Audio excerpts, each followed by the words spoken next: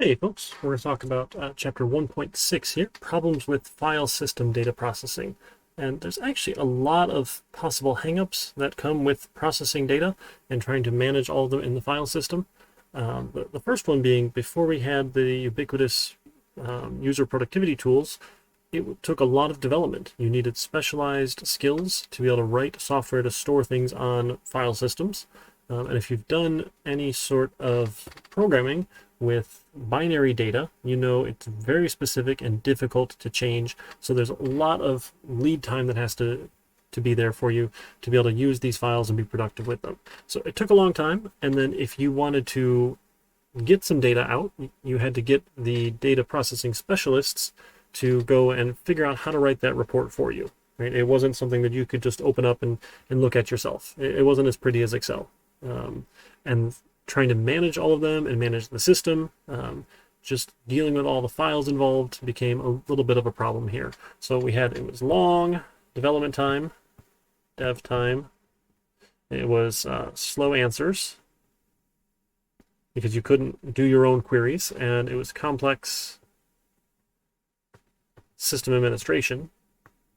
Are all sorts of reasons why this was just a rough approach and it was not going to work very well. It wasn't going to scale very well for us. Some other problems with our file system data processing had to be with the security and data sharing. Right? It was very difficult to have security around it because they're just files.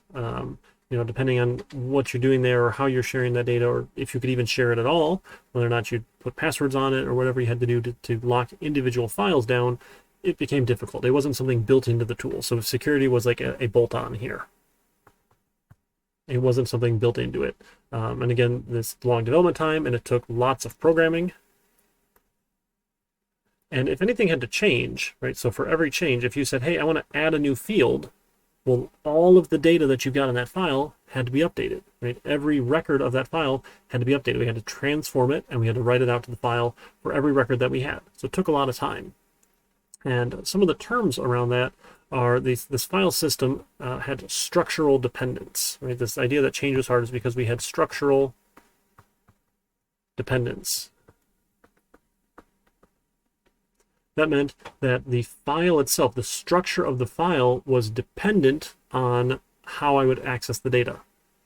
Right? So I would say, hey, for every record, I'm going to have a certain amount of space for the name.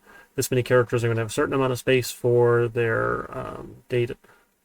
Here, I'm going to have a certain amount of space here for salary.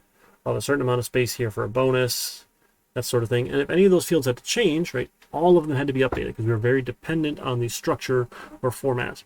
Where when we look at what databases can do, we will have structural independence, meaning we can change behind the scenes the structure of things. We can change the metadata without having to change the actual file system and the file structure itself. The database management system will do that stuff for us. It's fantastic. So data dependent or data independent, right, is how we're actually storing that individual data. Right? If we're data dependent, we're not going to have structural independence because we're dependent on that actual data itself. And then in terms of the physical data format or the logical data format, so logical being how people view it. So logical is like what it looks like when I print it out. If I give you a report, here's the name, comma, here's their date, comma, here's their salary, that sort of thing. And a physical data format, for my physical format, is all about how am I actually storing those individual records in the file system itself. And having to manage all of that for every single file, you can imagine is quite a bit of work. It would be nice if we had a tool to do that for us. And again, Excel does some of these things for us, but again, it's not really a real database. It's a great tool, but it's not a database management system. Another problem with the file system approach, right, where we have these individual file approach, is data redundancy. So dealing with redundant data.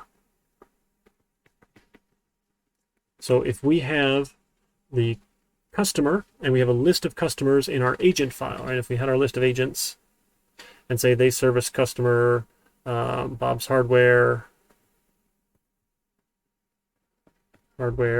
they service Alice's Auto Shop, and maybe they service Charlie's lawn care.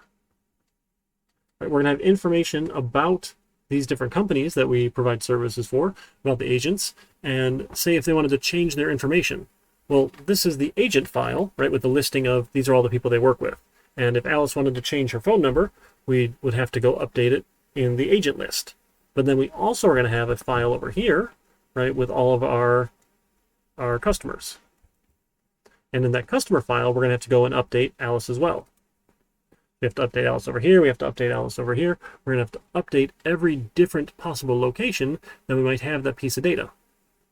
So redundant data becomes a liability for companies because it just creates more work anytime it has to change.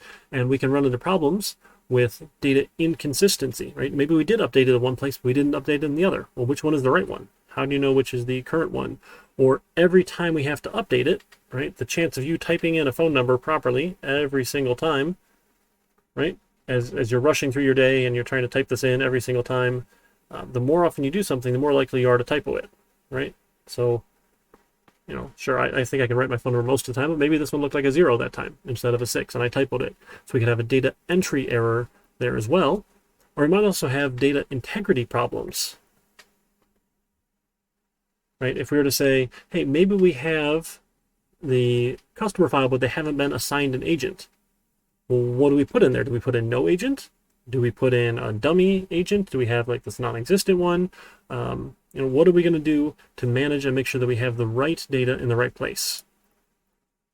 So those are big problems here. And now the integrity of data is actually twofold, right? It's two pieces here when we talk about data integrity. The idea with data integrity is that it is accurate and it's verifiable. You want the data to be accurate, there'll be no inconsistencies, and verifiable, that you're always going to have the consistent result no matter where you're looking, right? We're going to have the correct information there. That means we'll have proper data integrity. And the last problem we run into with our file system is data anomalies. This is very similar. So data anomalies happen when we have some of these data integrity problems. So there's specific ones. We might have an update issue, right, where we updated one but not the other file. We might have an insertion anomaly, right? Maybe we added that particular entry, but we didn't have all the information, or we had to add some dummy information, or if I didn't have the customer's address, am I leaving it blank? Am I putting in a partial address? Do I say, hey, this is the city that they're in, but I don't know the real one? Or then we also run into issues with deletion. So a deletion anomaly, what happens if an agent quits? Right? And we'll go to our customer file, we need to go update that customer on all of them. Well, now we might run into trouble because we don't want to delete the customer's data along with the agent's data, and then we're going to have a blank agent in there, and we're going to have all sorts of problems if we don't know who's going to be replacing them right now. So all of these data anomalies, data inconsistencies, data integrity problems, they're not perfectly solved with database systems, but a database system will give us the tools to ensure that we don't run into those problems. So it'll reduce the chance of them happening because we'll have the right tools to solve those problems. It's not just some big ugly Excel spreadsheet. We have to go update, hey, I'm changing my address in 50 different places here.